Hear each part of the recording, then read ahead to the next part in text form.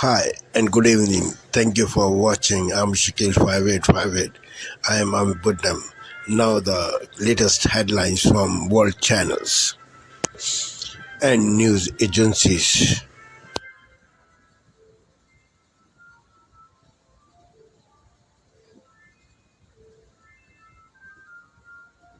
Purported leak.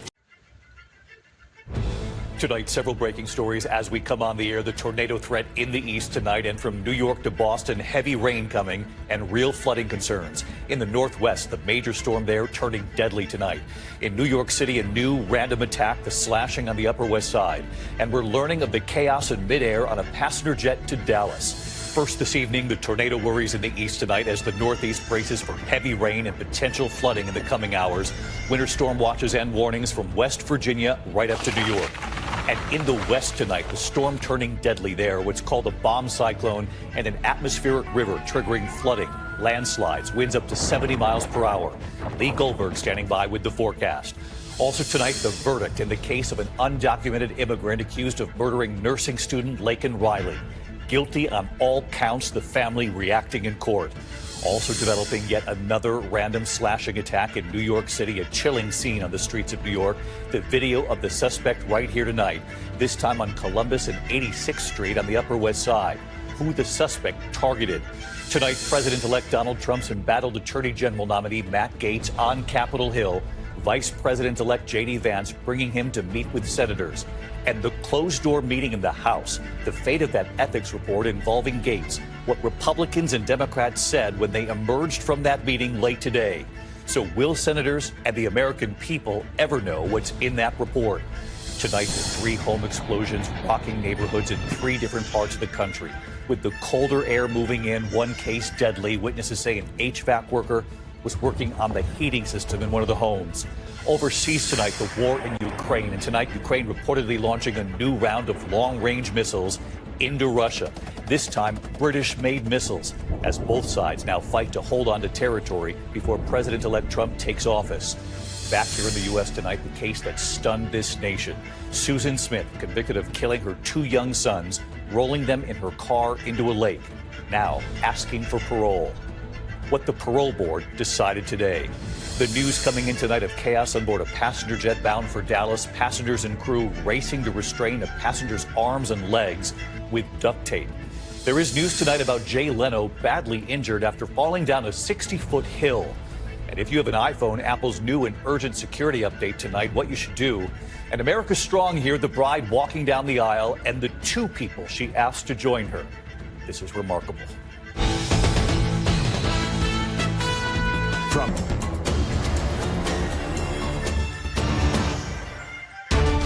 Provisional results confirm victory for Senegal's ruling Pastef party, giving President Bassirou Faye a strong mandate for his reform agenda.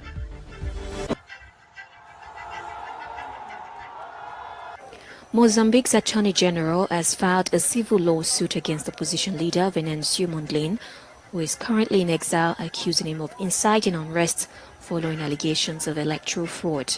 Authorities are seeking an equivalent of 480,000 euros in damages for destruction caused during the protest in Maputo. Mondlane has been calling for protests since mid-October, denouncing what he claims is widespread fraud in the recent presidential election. In addition to the civil suit, Mondlane is implicated in a criminal case against Vitano Singalo, leader of the Democratic Revolution Party, who is accused of conspiring to attack the presidency. The alleged possibility of dialogue. The prosecutor of the International Criminal Court on Tuesday appealed for help to arrest 6 men wanted for multiple killings and other crimes in Libya. The men are key members of the Al-Qaniyat militia that controlled them in 2020 when government forces took it. He's widely regarded as one of the greatest tennis players ever. Now Spanish legend Rafael Nadal has hung up his racket in an emotional farewell to the sport and his fans. In his last professional match, he was knocked out of the Davis Cup in Spain's quarter-final defeat to the Netherlands in Malaga on Tuesday. Holding back tears during a nearly 15-minute-long speech, he thanked his fans for their affection over the years, saying he leaves the sport with peace of mind, having left a legacy he's proud of. The tennis star cried during the post-match ceremony to honour him as fans shouted his name from the stands. The video showed highlights of his more than 2 decades on tour and a collection of tributes from current and former tennis players and other sporting stars. Nadal won 22 Grand Slam single titles during his career, the first one at the age of 19, as one of the so-called Big Three tennis players alongside rivals Roger Federer and Novak Djokovic. In October, the 38-year-old announced on social media that the 2024 season would be his last, saying his body would no longer allow him to compete at the highest level.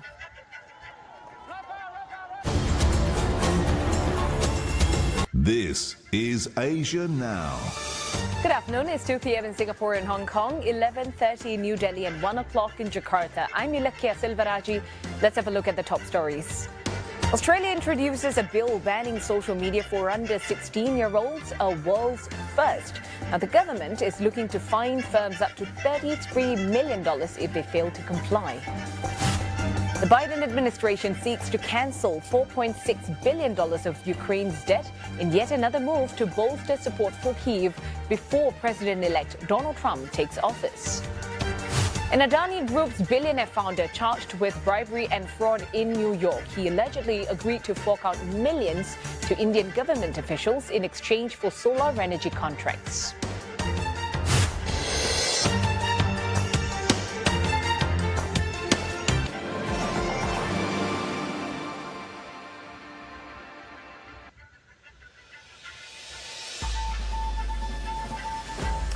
A Melbourne teenager becomes the 4th person to die after drinking tainted alcohol on a backpacking holiday in Laos. These girls, to these families, I feel your grief. Our hearts are broken.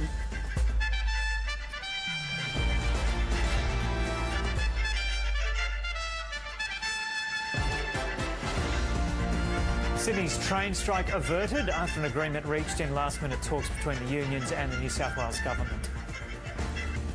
Legislation to ban under-16s from social media introduced to Parliament with potential fines of $50 million. And Coles is the latest grocery giant to give evidence at the ACCC's inquiry into the conduct of supermarkets.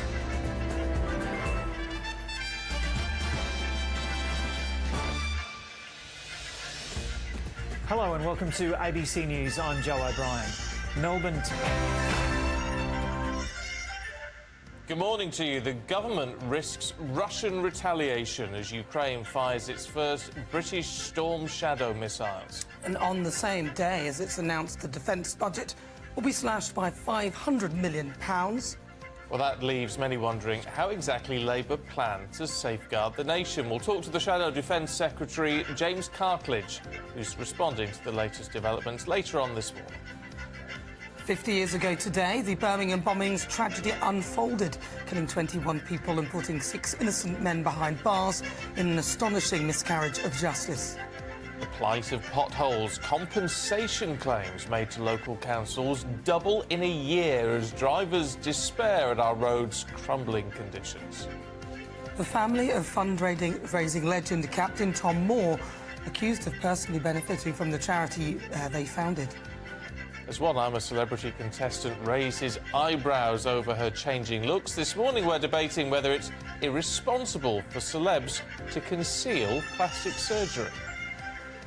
And in the sport, but why didn't it go straight to me, by the way, after talking about plastic surgery? Well, I just wondered why. OK, and in the sport, Pep, should have seen this statement before. Pep will sign a new contract at Manchester City while Erling Haaland's on for a £100 million deal. Spurs appeal the Bentancur racism ban, and Kosovo walk off the pitch in Romania at 0-0, so UEFA call it a 3-0 loss. I'll explain it all a little bit later. Another frosty one this morning. For many, it'll be a fine day with sunny spells, but there are snow and ice warnings in place this morning. Join me later for a full forecast. It's just gone 6 o'clock. I'm Stephen Dixon. And I'm Nana Akwe, and this is Breakfast on GB News. Liberté, égalité, actualité. Hello and welcome. It's 7 a.m. here in Paris. You're watching Daybreak on France 24. I'm Charles Pellegrin. The headlines this hour. A resolution to stop the war in Gaza thwarted at the UN Security Council by a U.S. veto over the release of Israeli hostages, while the U.S. Senate blocks a move by a minority of Democrats to cancel a recent arms sale to the Netanyahu government. And talks ongoing to stop the fighting between Israel and Hezbollah in Lebanon. U.S. envoy Amos Hochstein headed to Israel to negotiate a truce between the parties. Israel setting as a condition the freedom to act against Hezbollah. We'll have more with our correspondent in Jerusalem. And Mali's military junta dismisses Prime Minister Maiga days after he openly criticized the regime. Yet another blow in the country's long-delayed promise to return to civilian rule. And coming up this hour, in the press review, the Washington Post reveals that Donald Trump's pick for Attorney General Matt Gaetz allegedly paid money for sex between 2017 and 2019 as he faces a rocky road to be confirmed as the U.S.'s next Attorney General.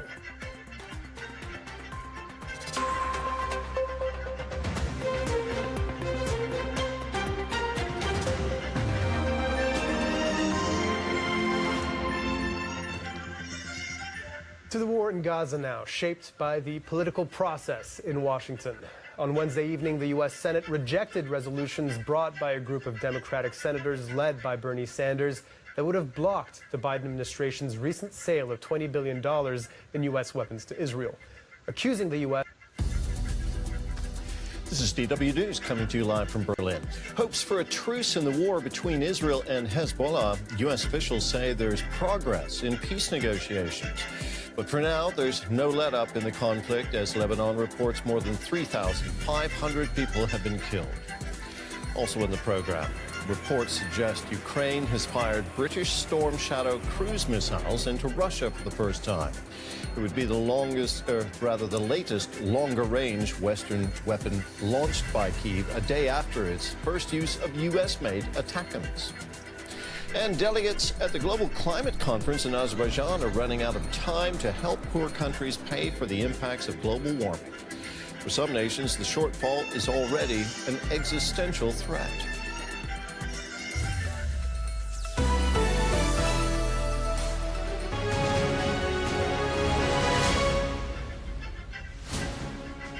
Good morning, it's 6 o'clock. On today's show, former Deputy Prime Minister John Prescott has died at the age of 86.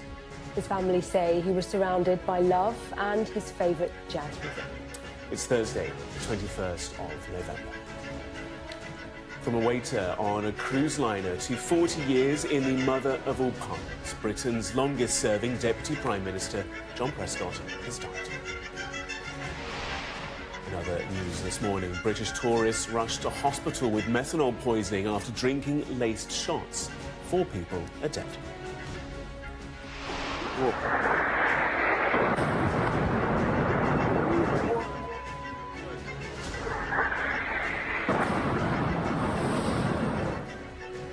Ukraine fires British-made Storm Shadow missiles into Russian territory for the first time. And a tarnished legacy, how Captain Tom's family personally benefited from the charity they set up after his death.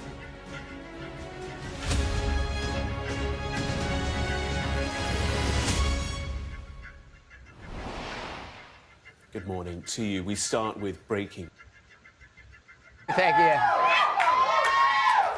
Still yet to be nominated for anything. Happy Wednesday, everyone. So it's Joe Biden's birthday today. He turned 82, causing the ladies of The View to ask, how many is that in dog years? Joe looked forward to the calls from all the grandchildren. Well, the ones he acknowledges. Ooh. However, the White House medical team advised the staff not to throw a surprise party. No word if Hunter was in charge of the entertainment. But the gifts poured in. The very wealthy Nancy Pelosi surprised him with some prime real estate. Kamala surprised him with a brand new bed. Barack Obama got him something for his back. Dr. Jill gave him a gift certificate to Bed Bath and the Great Beyond. The gift from Tim Waltz felt pretty last minute, though. Probably from a 7-Eleven. 7-Eleven. Even President-elect Trump sent Joe a gift, although it felt pretty sarcastic. Well, today, Joe spent the afternoon doing his favorite activity, slipping into a light coma. But people lost their appetite. Tonight, the deadly bomb cyclone slamming the West Coast. Hundreds of thousands without power. A powerful system hitting with heavy rain, hurricane-force winds, and snow. Falling trees killing at least 2 people. And the atmospheric river threat. We're tracking it. Also tonight, the verdict in the murder of Laken Riley. The man convicted, an undocumented migrant, sentenced to life without parole after the 22-year-old was found dead near the University of Georgia campus. And the emotional body cam video, the moment Riley's mom learned of her death. President-elect Trump's pick for Attorney General Matt Gaetz on Capitol Hill with Vice President-elect J.D. Vance as the House Ethics Committee battles over releasing its report on him. Is his nomination in jeopardy? Speaker Mike Johnson's new rules for Capitol bathrooms as the first ever transgender congresswoman prepares to take office. Our exclusive Defense Secretary Austin on women in combat after remarks by President-elect Trump's pick to replace him. Plus, what he said about rising tensions with Russia. Susan Smith, the woman convicted of drowning her 2 sons 30 years ago, making a public plea for freedom today. What the parole board decided. And after surviving Hurricane Helene, the tree chosen to light up the White House this Christmas. This is NBC Night. Find the defendant guilty. Life without parole for the man convicted of murdering Laken Riley. Tonight we hear from the Georgia nursing student's family. This horrific individual robbed us all of our hopes and dreams for Laken.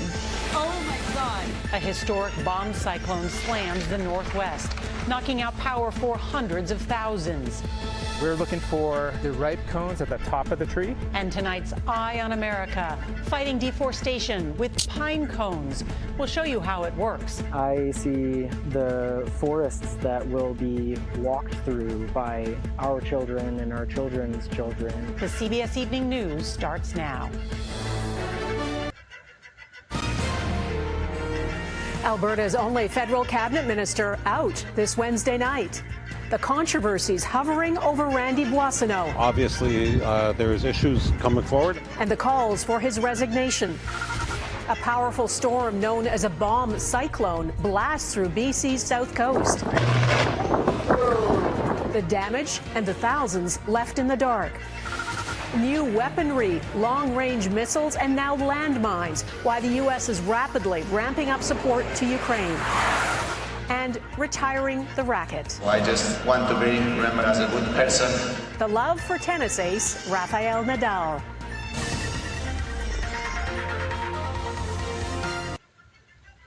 Some pricey sales at auction to tell you about, beginning with an edible piece of art we told you about last night that just sold. Maurizio Catalan's piece, Comedian, also known as a banana taped to a wall, fetched nearly $9 million Canadian at Sotheby's in New York. Estimated value was about $1.5 million.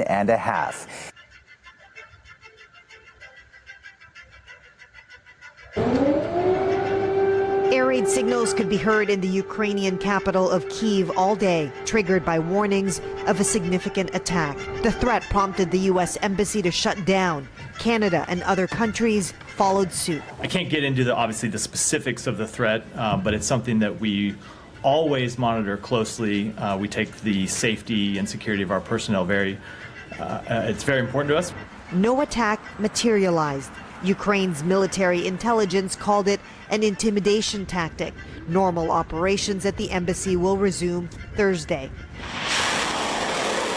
The latest threat came after back-to-back Ukrainian strikes on Russian territory with U.S. and British-supplied missiles for the first time. This strike hitting a command post in Kursk region, according to Kyiv. And the Biden administration is sending more support, including anti-personnel mines, which are banned by many countries. Later today, the White House will be announcing additional security assistance for Ukraine worth up to $275 million to meet critical battlefield needs. Some Democrats worried about the Trump administration, applauding the rush of weaponry. The Biden administration for the next 2 months need to be MAGA-proofing Ukraine. All of this a signal of escalation from the U.S., said Russian Foreign Minister Sergei Lavrov. Russia has warned it will respond strongly, all while President Vladimir Putin has said he's open to talk about a possible ceasefire in Ukraine with the Trump administration. Chris Reyes, CBC News.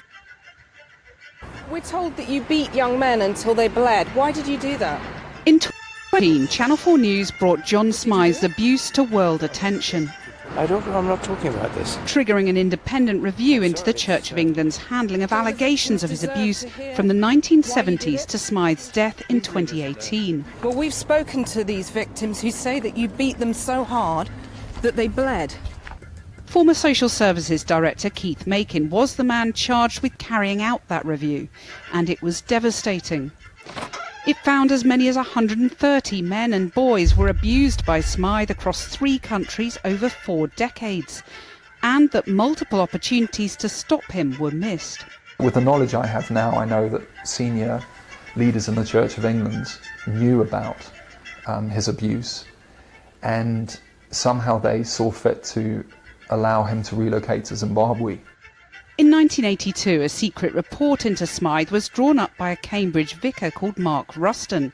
But Makin notes the recipients of that report participated in an active cover-up. In 1984... Another massacre in Gaza. More than 100 civilians are slaughtered in Israeli airstrikes across Gaza.